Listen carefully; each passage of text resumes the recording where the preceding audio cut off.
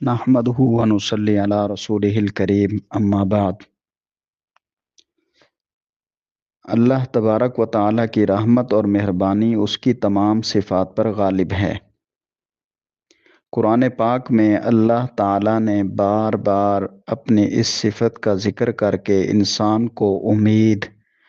اور سکون کی راہ دکھائی ہے۔ قرآن کریم میں ایسی بہت سی آیات ہیں جن میں جو آیتیں اللہ تبارک و تعالیٰ کی رحمت کی ترجمانی کرتی ہیں، تو ان میں سے ایک آیت آپ کے سامنے پڑھ دیتا ہوں۔ اللہ تبارک و تعالیٰ فرماتے ہیں، قُلْ يَا عِبَادِيَ الَّذِينَ أَسْرَفُوا عَلَىٰ أَنفُسِهِمْ لَا تَقْنَطُوا مِن رَحْمَةِ اللَّهِ إِنَّ اللَّهَ يَغْفِرُ الذُّنُوبَ جَمِيعًا إِنَّهُ هُوَ الْغَفُورُ الرَّحِيمُ۔ قُلْ،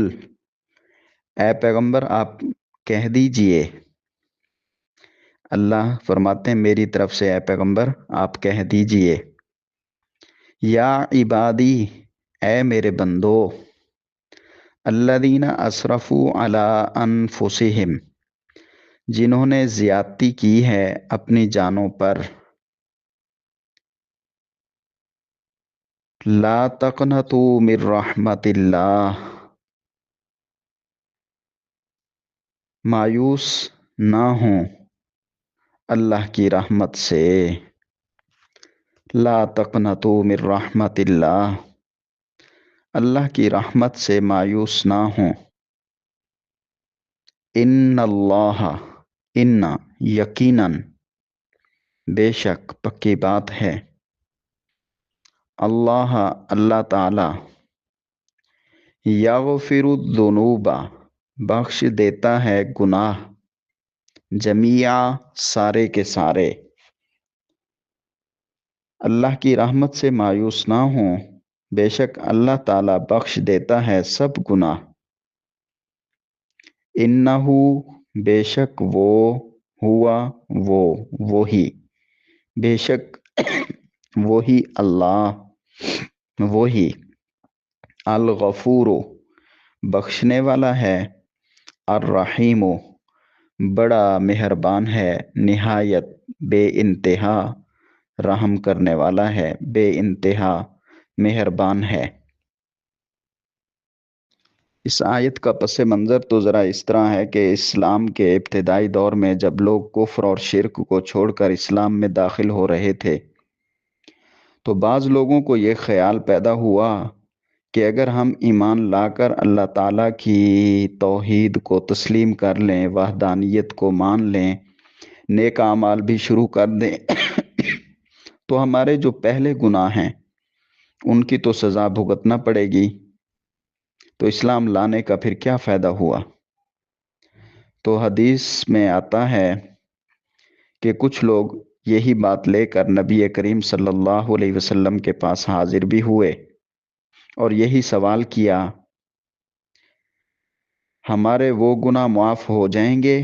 جن کا ارتکاب ہم نے کفر اور شرک کے زمانے میں کیا ہے؟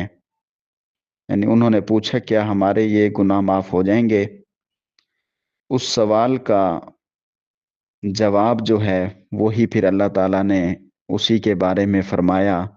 اور مقام پر بھی یہ آتا ہے، تو اللہ تعالیٰ نے فرمایا کہ جن لوگوں نے پہلے گناہوں سے توبہ کر لی ہے، ایمان لے آئے ہیں اور اچھے اعمال شروع کر دیے ہیں، تو اللہ تعالیٰ نے قرآن میں دوسری جگہ پر فرمایا،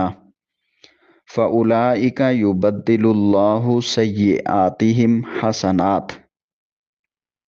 ایسے لوگوں کے گناہ اللہ تعالیٰ نیکیوں میں بدل دے گا، کیونکہ اللہ تعالیٰ بہت بخشنے والا اور نہایت مہربان ہے۔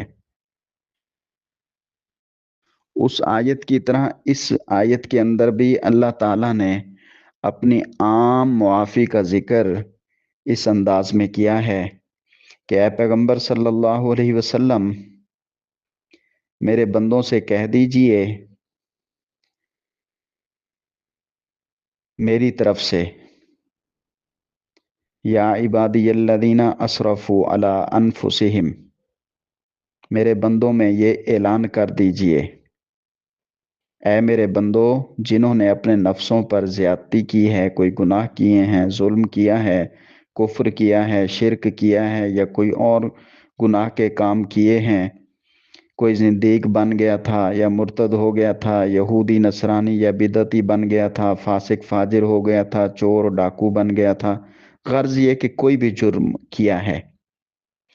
ایسے لوگوں کے لیے اللہ تعالیٰ نے شفا نازل کی ہے،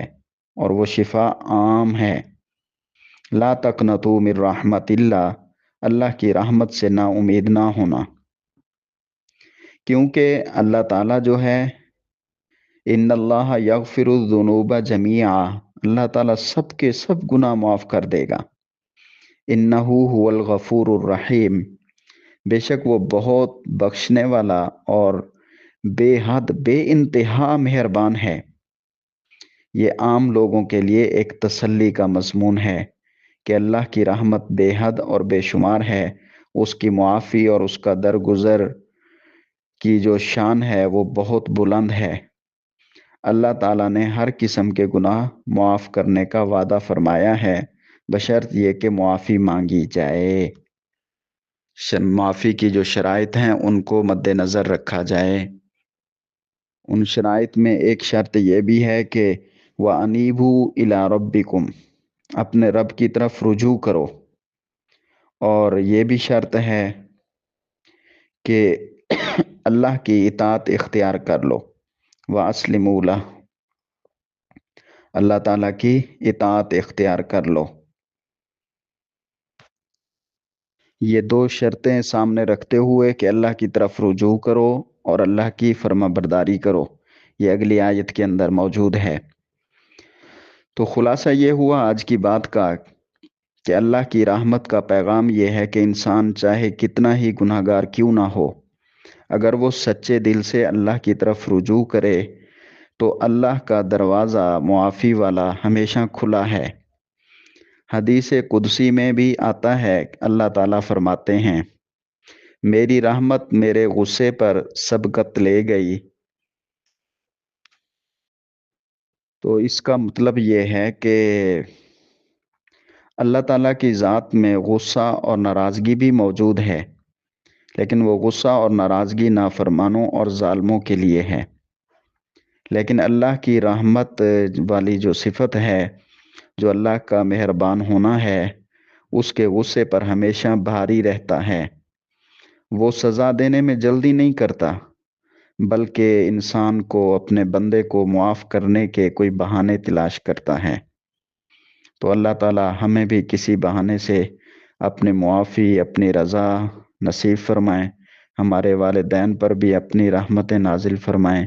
ہماری اولادوں پر بھی اپنی رحمت نازل فرمائیں،